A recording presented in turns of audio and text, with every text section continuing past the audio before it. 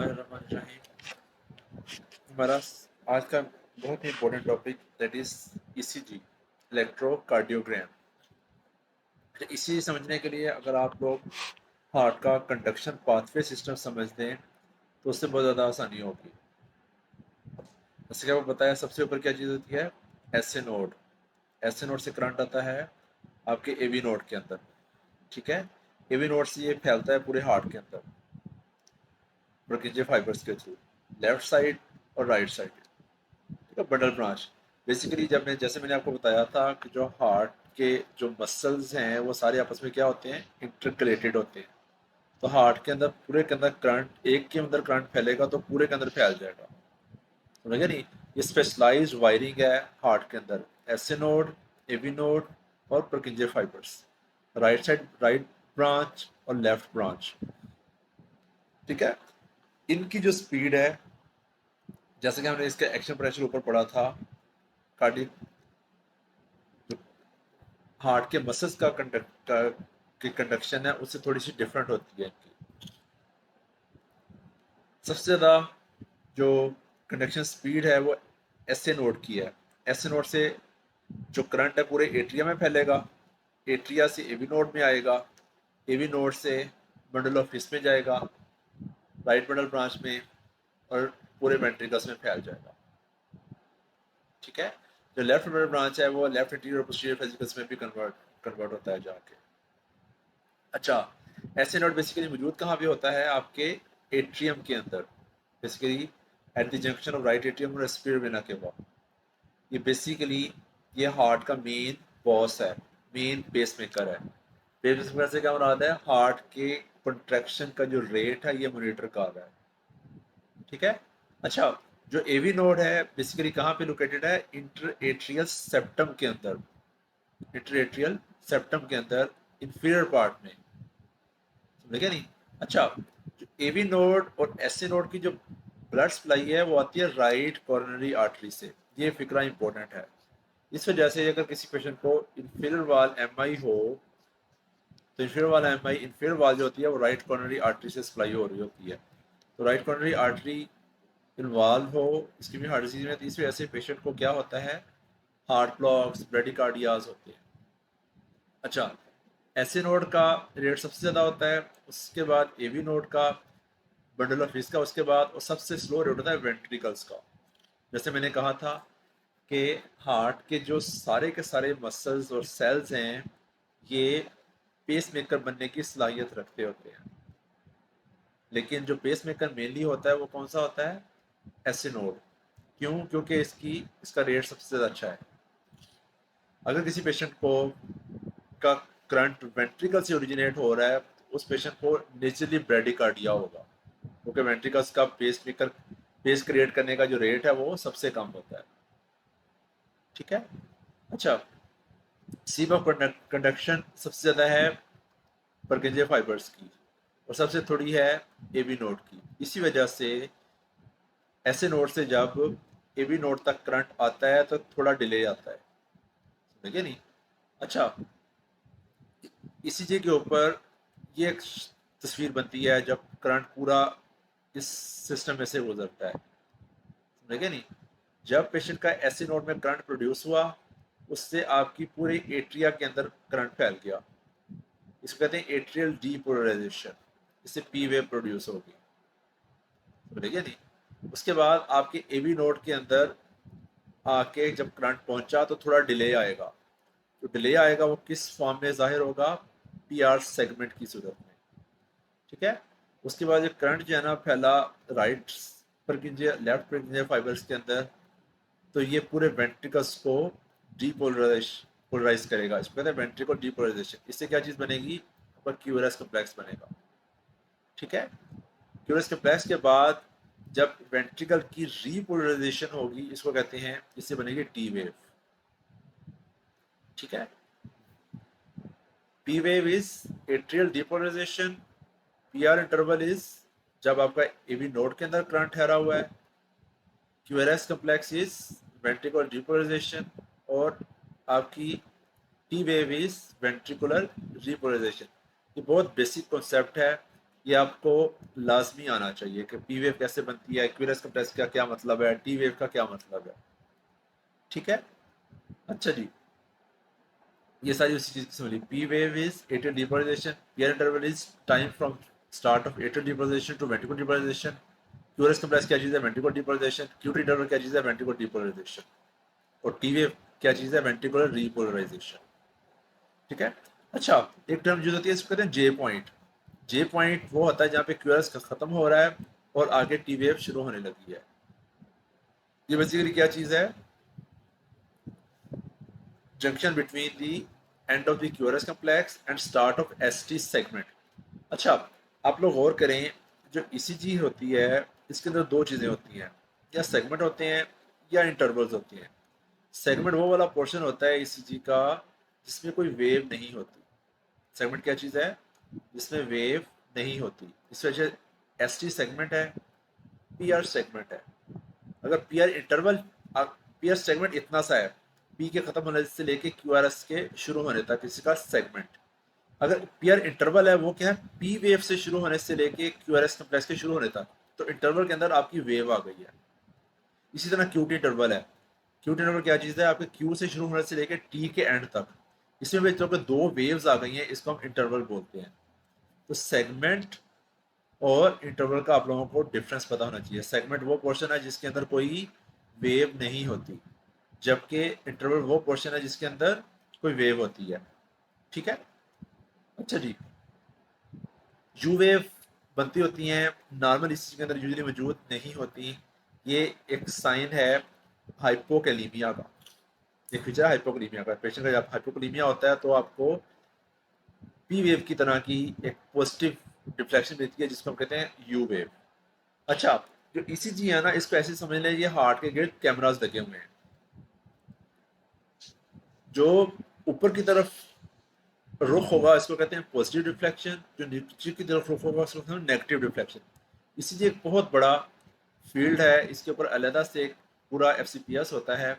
लेकिन exam point of view से जो बेसिक्स है ना, उसमें आप लोगों को इतने पोर्शन, ये इतना पोर्शन आपको लाजमी आना चाहिए। हार्ट का करंट कैसे मूव कर रहा है, आपकी P wave, peer interval, QRS complex, T wave, इनसे क्या मुराद है, ये इनसे क्या चीज, क्या इवेंट हो रहा है हार्ट के अंदर। जब टी वेव आ रही है तो मतलब हार्ट के अंदर क्या इवेंट हो रहा है, वेंट्रिकुलर रिपोलराइजेशन हो रही है। अच्छा, हम इस बुक के हिसाब से एबनॉर्मेलिटीज कर लेते हैं, क्योंकि इस ये जो बुक है ये बेसिकली है एग्जाम पॉइंट ऑफ व्यू से। हमारा बेसिक मकसद इस वक्त है एग्जाम पास करना। एग्जाम में क्वेश्चन आता है आप लोगों को इस तरह, ईसीजी की पिक्चर आ जाती है। अगर इसी की हम लोग पिक्चर देखें तो इसमें हम लोग को क्या नज़र आ रहा है, टाइकार्डिया। मैं आपको थोड़ी सी बेसिक हल्की सी बता देता हूँ ईसीजी की। इसी में सबसे पहले हम लोग देखते हैं रेट, फिर हम देखते हैं रिदम, ठीक है। उसके बाद देखते हैं एक्सिस, इसका हम देखते हैं एसटी सेगमेंट। उसके बाद देखते होते हैं कोई अरिथमियाज है कि नहीं, अरिथमियाज और हार्ट ब्लॉक्स। ठीक है, जब आपने इसी हाथ में पकड़नी है तो आपने सबसे पहले रेट देखना है, फिर रिदम देखना है, फिर एक्सिस देखना है, फिर एसटी सेगमेंट देखना है, फिर अरिथमियाज के लिए आपने उसको असेस करना है। अच्छा, रेट देखने का क्या तरीका होता है,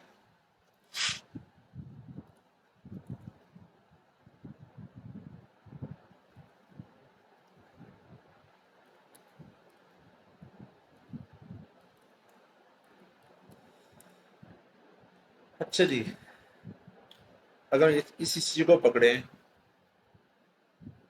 तो रेट देखने का क्या तरीका होता है, हम लोग दो क्यूरेस कम्प्लेक्स देते हैं, उनके दरमियान बड़े खाने गिन लेते हैं। अगर आप लोग गौर करें तो इसी चीज के ऊपर दो तरह के खाने होते हैं, बड़े वाले खाने और छोटे वाले खाने।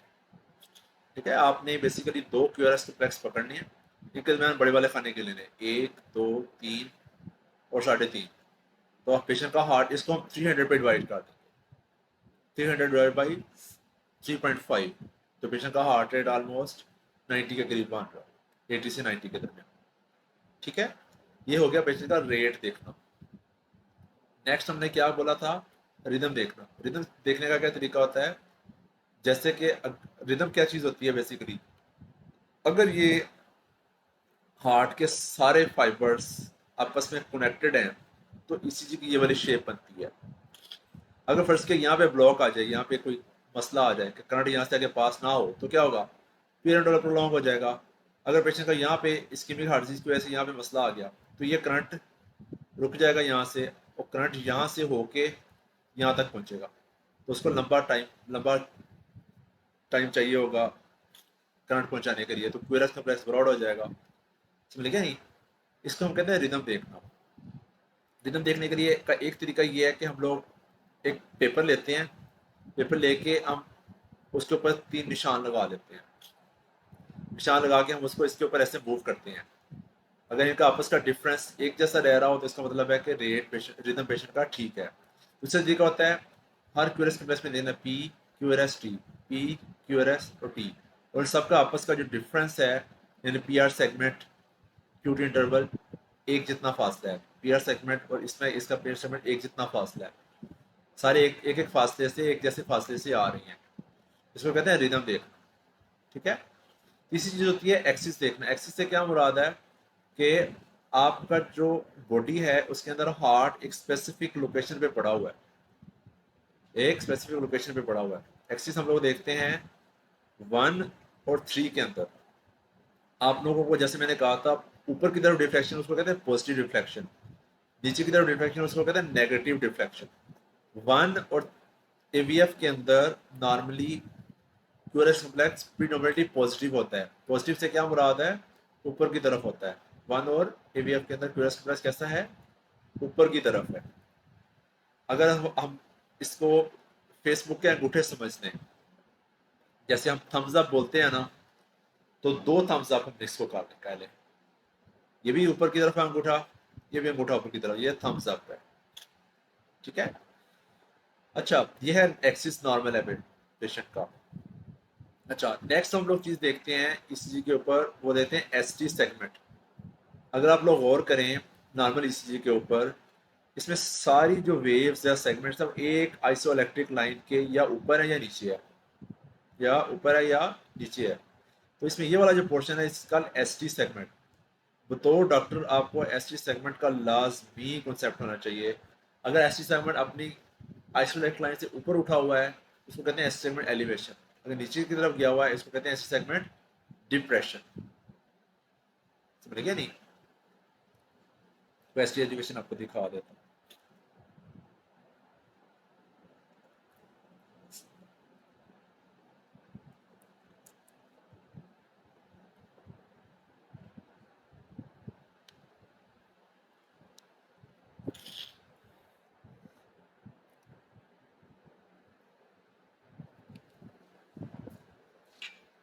अगर आप लोग इस ईसीजी पे गौर करें तो इसमें दोनों चीजें हैं, एस टी सेगमेंट एलिवेशन भी है और डिप्रेशन भी है।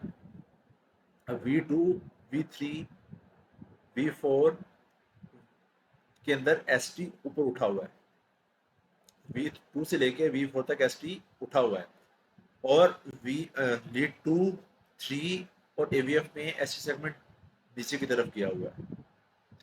एलिवेशन और डिप्रेशन दोनों इकट्ठे एक ही ईसीजी में हो, इसको हम कहते होते हैं पेशेंट को इस वक्त एक्टिव इस्कीमिया चल रहा है, इस वक्त पेशेंट को एक्टिव इस्कीमिया चल रहा है। ठीक है, ये पॉइंट बहुत ज़्यादा याद रखने वाला है। आपने एसटी सेगमेंट को कभी नहीं भूलना। एसटी सेगमेंट को हम जब देखते हैं तो ये देखते हैं कि आइसो इलेक्ट्रिक लाइन से ऊपर तो नहीं उठा हुआ या नीचे की तरफ तो नहीं गया हुआ। अगर ऊपर की तरफ उठा हुआ उसको हम कहते हैं एलिवेशन, और नीचे की तरफ गया हुआ उसको क्या कहते हैं, ST depression.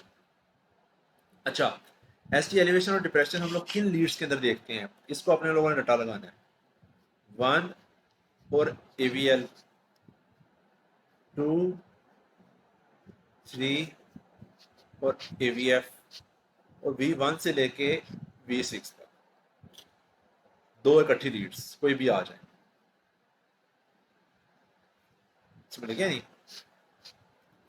1 AVL is lateral wall, L से एवीएल के अंदर एल आता है, इसको आप लोग याद रखें, this is lateral wall. F के अंदर एवीएफ के अंदर एफ आता है, दिस इज इंफीरियर वॉल। ठीक है। वो V1 to V60 तक इज एंटीरियर वॉल।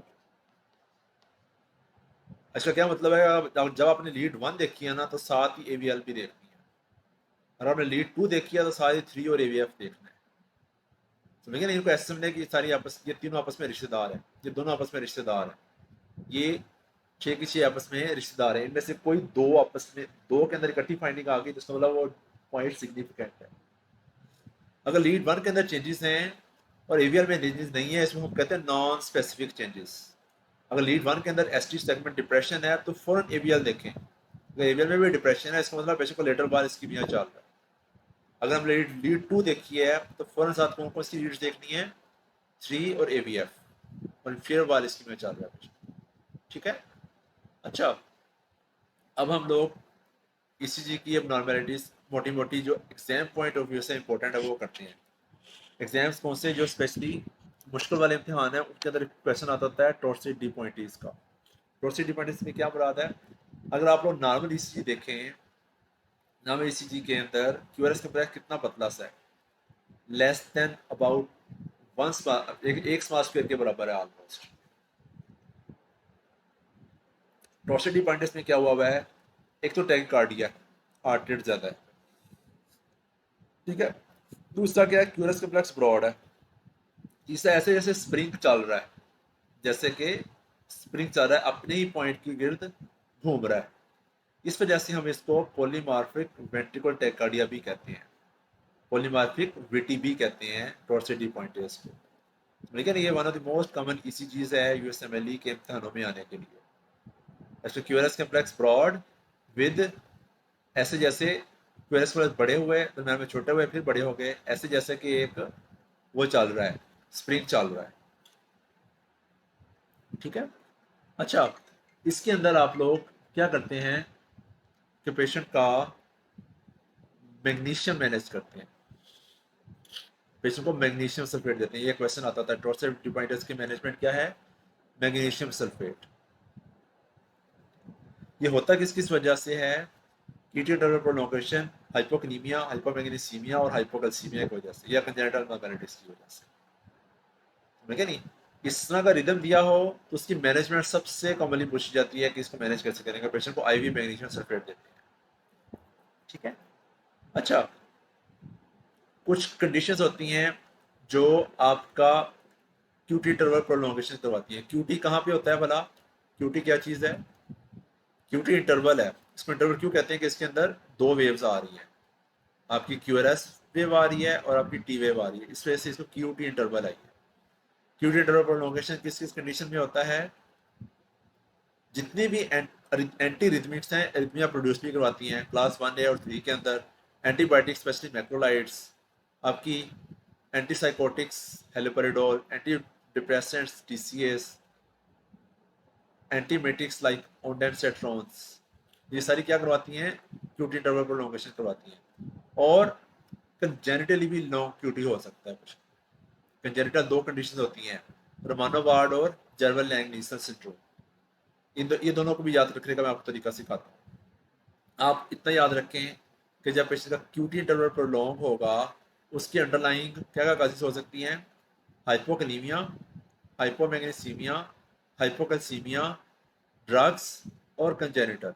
ये सारी काजेस क्या हैं, QT इंटरवल प्रोलॉन्गेशन की काजेस हैं ये सारी के सारी। ठीक है। अच्छा, कंजेनिटल लॉन्ग QT किस वजह से होता है, यूजली पेशेंट को आयन चैनल डिफेक्ट की वजह से, आयन चैनल डिफेक्ट की वजह से। इसकी वजह से जब लॉन्ग QT होगा पेशेंट को इस तरह के रिदमियाज ज़्यादा होंगे, रिदमियाज होंगे तो पेशेंट की सडन कार्डिक डेथ का रिस्क बड़ा इंक्रीज हो जाता है। इस वजह से इन पेशेंट्स के अंदर हम लोग ICD लगा देते होते हैं, इंट्राकार्डिक डिफिब्रिलेटर लगा देते हैं। अब कंजेनिटल लॉन्ग QT में दो क्वेश्चन आते होते हैं, रोमानो वार्ड और जेरवल लैंग नील्सन सिंड्रोम।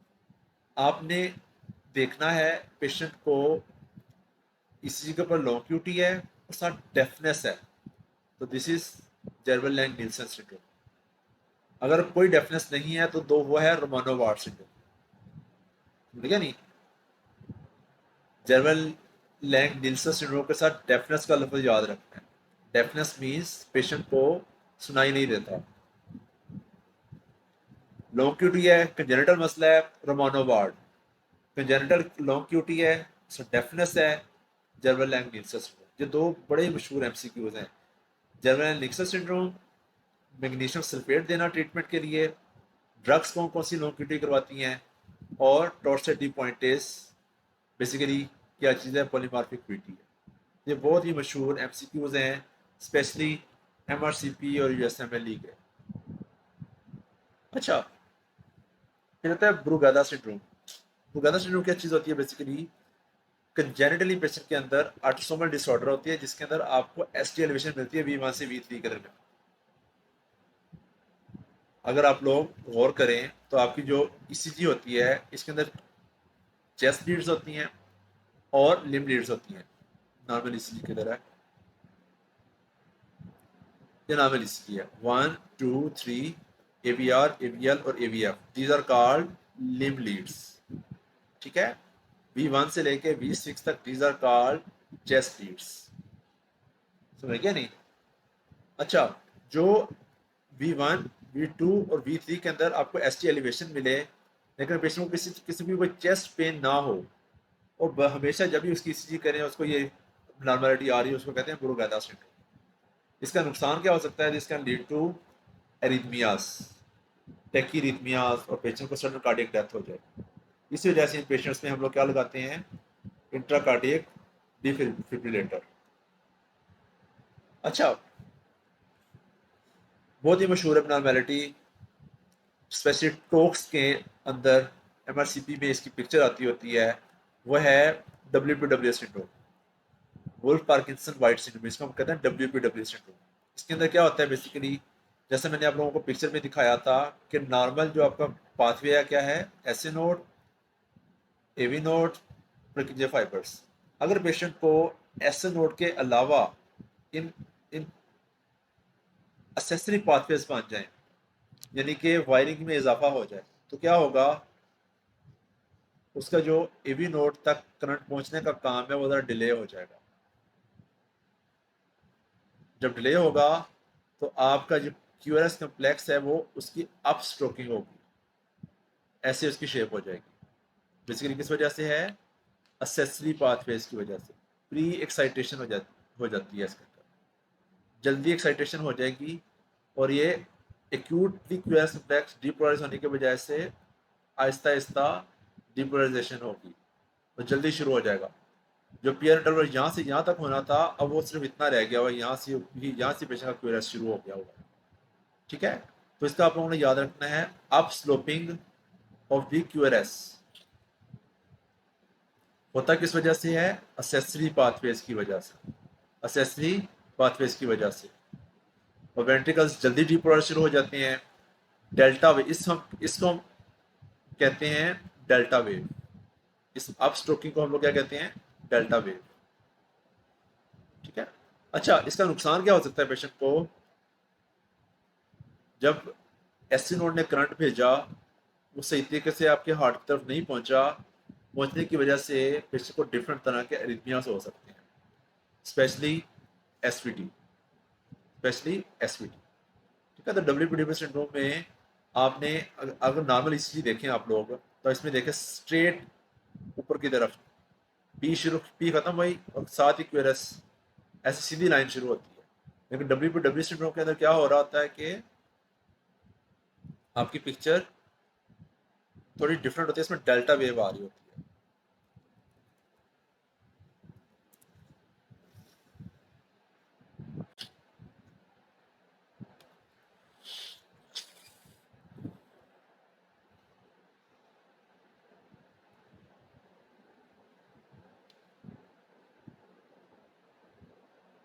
ठीक है, समझ लग गई? पी के बाद आपकी अगर स्ट्रेट लाइन की बजाय टेढ़ी लाइन ऊपर की तरफ जाए, this is called WPW syndrome. ठीक है,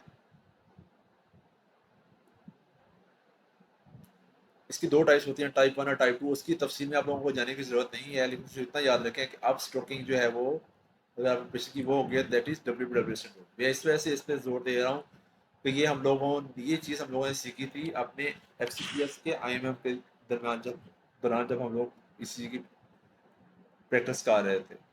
लेकिन ये इम्पोर्टेंट टॉपिक है उसमें आने के लिए, एग्जाम में आने के लिए, कि पेशेंट को डेल्टा वेव है वो बनती किस वजह से है, असेसरी पाथवेज की वजह से। असेसरी पाथवे से क्या मुराद है कि एट्रिया से वेंट्रिकल तक करंट आ रहा है ज़रा डिफरेंट रास्ते से। ठीक है, ऐसे ही समझ लें कि जैसे आपने एक जगह से दूसरी जगह पहुंचना है, आप लोग स्ट्रेट रास्ता लेने के बजाय शॉर्टकट ले लें। ठीक है, उसी वजह से पेशेंट को प्री एक्साइटेशन होगी, इसी वजह से पेशेंट को टैकीरिथमियास होंगे। अच्छा, फिर आती है एट्रियल फिब्रिलेशन। अब एट्रियल फिब्रिलेशन क्या चीज़ होती है? जैसे मैंने आपको कहा कि आपका जो पेस मेकर है वो है एसए नोड। एसए नोड कहाँ पड़ा होता है? एट्रिया के अंदर। अगर एसए नोड डिस्ट्रॉय हो जाए तो आपका पूरे का पूरा एट्रिया जब वो उसके अंदर से करंट प्रोड्यूस होना शुरू हो जाएगा। ठीक है, तो आपका जो एट्रिया है वो कॉन्ट्रैक्ट से इतना नहीं करेगा, वो जस्ट कांपेगा। उस कांपने को हम कहते हैं फिब्रिलेशन। इसमें होगा क्या, अब एट्रिया जो है वो पूरी तरह डीपोलराइज नहीं हो पा रहा, तो पेशेंट को कोई करंट, कोई वेव उसकी पहुंचेगी, कोई नहीं पहुंचेगी।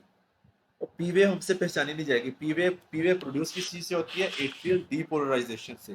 तो जब एट्रिया पूरी तरह डीपोलराइज ही नहीं हो पा रहा तो करंट भी पूरा नहीं पहुंचेगा। इस वजह से पेशेंट की जो रिदम है वो इरेगुलर होता है। मीन्स कि इन दो का फासला देखें, इन दो का फासला देखें, इन सब का फासला एक दूसरे से डिफरेंट है, और आपको कोई पी वेव नहीं पहचानी जा रही। Absent P wave with irregular rhythm is called atrial fibrillation. Chaotic erratic baseline with no P wave is called atrial fibrillation. अच्छा, अब atrial fibrillation जो है ये बहुत इंपॉर्टेंट है इस वजह से कि जब आपका हार्ट कॉन्ट्रैक्ट ही नहीं करेगा तो आपके हार्ट के अंदर ब्लड स्टे करेगा। जब स्टे करेगा तो उससे क्या होगा? क्लॉट बनेगा। जो क्लॉट जो है वो आपकी सिस्टेमिक सर्कुलेशन में जा सकता है। तो पेशेंट को क्या हो सकता है? लिम्ब इस्कीमिया हो सकता है, गट का इस्कीमिया हो सकता है, स्ट्रोक हो सकता है। समझ गए नहीं? इस वजह से जब हम पेशेंट को मैनेज करते हैं तो उसकी तीन चीजें मैनेज करते हैं: रेट कंट्रोल, रिदम कंट्रोल और एंटी कोआगुलेशन। समझ गए नहीं?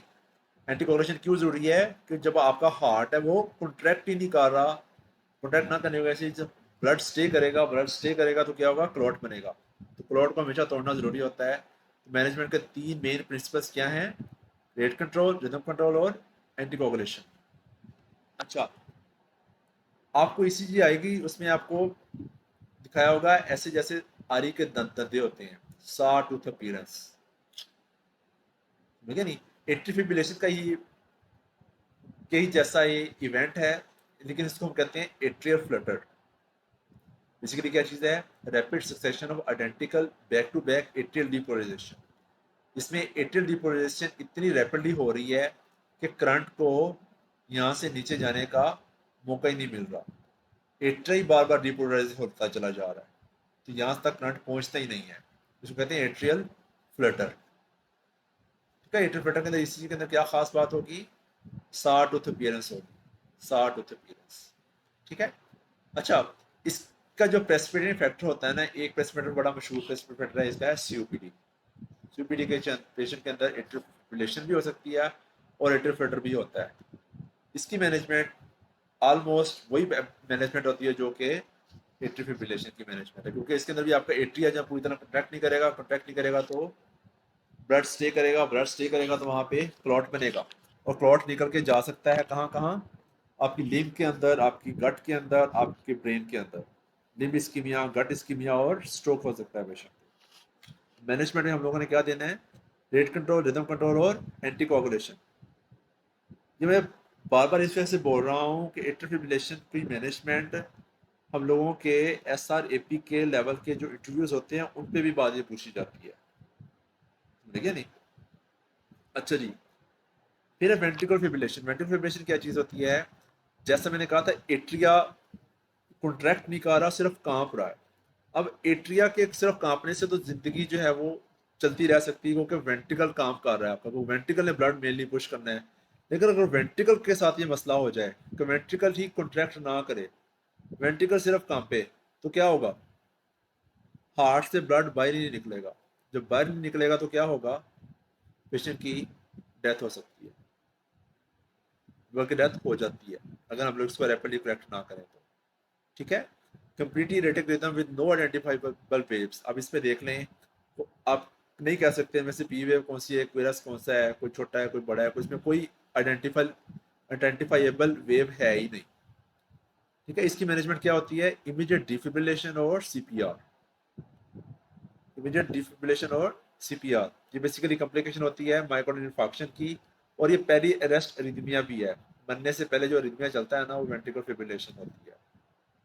ठीक है, अच्छा फिर आते हैं एवी ब्लॉक्स। अब एवी ब्लॉक की मैंने जैसे आप लोगों को बात कही थी कि आपकी पी वेव आई, सॉरी एसए नोड आया, एबी नोड के अंदर थोड़ा डिले आया, डिले आने के बाद आगे करंट पहुंचा है। ठीक है, ये जो अगर इस जगह पे मसला आ जाए तो आपके करंट यहाँ से लेके यहाँ तक पहुंचने में डिले आ जाएगा, इसको कहते हैं एवी ब्लॉक। अब एवी ब्लॉक तीन तरह का होता है, फर्स्ट डिग्री, सेकेंड डिग्री और कंप्लीट हार्ट ब्लॉक या थर्ड डिग्री इसको बोलते हैं। जो फर्स्ट डिग्री हार्ट ब्लॉक है उसके अंदर सिंपल पीआर इंटरवल होता है, सिंपल पीआर इंटरवल प्रोलोंगेशन होती है। नॉर्मल ईसीजी के अंदर आप लोग देखें, नॉर्मल ईसीजी किधर गई, अगर ये नॉर्मल ईसीजी है तो इसमें देखिए आपका जो पीआर इंटरवल है छोटा सा है, ऑलमोस्ट 3 स्मॉल स्क्वायर्स तक होता है पीआर इंटरवल, 3 to 4। अगर 3 से ज्यादा स्मॉल स्क्वायर्स हो जाएं उसको हम कहते हैं पीआर इंटरवल प्रोलोंगेशन है। तो ये पीआर इंटरवल प्रोलोंगेशन हुई है, सॉरी या पी यहाँ से लेके यहाँ तक 200 मिली सेकेंड से ज्यादा हो जाए इसको क्या कहते हैं, पीआर इंटरवल प्रोलोंगेशन है, और this is first degree heart block. ठीक है, अच्छा फिर आते हैं second degree heart block. Second degree heart block दो तरह का होता है, मोबिट्स 1 और मोबिट्स 2। मोबिट्स 1 जो है ना, इसका बड़ा स्पेशल नाम है, इसको कहते हैं वेंकी बैक फिनोमिना। ये वेंकी बैक फिनोमिना ये बड़ी मशहूर ईसीजी है जो आपकी ऑस्पिस के अंदर बड़ी कॉमनली आती है, क्योंकि इसका नाम बड़ा फैसिनेटिंग सा है।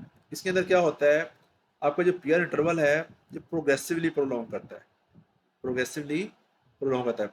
यहाँ पे छोटा था, इस जगह और बड़ा हो गया, इस जगह और बड़ा हुआ, और इसके इसमें इसमें क्या होगा, बड़ा होते होते बीटी ड्रॉप होगी, आगे क्यूरस रिफ्लेक्स आया ही नहीं, फिर दोबारा सर्कल स्टार्ट हो जाएगा।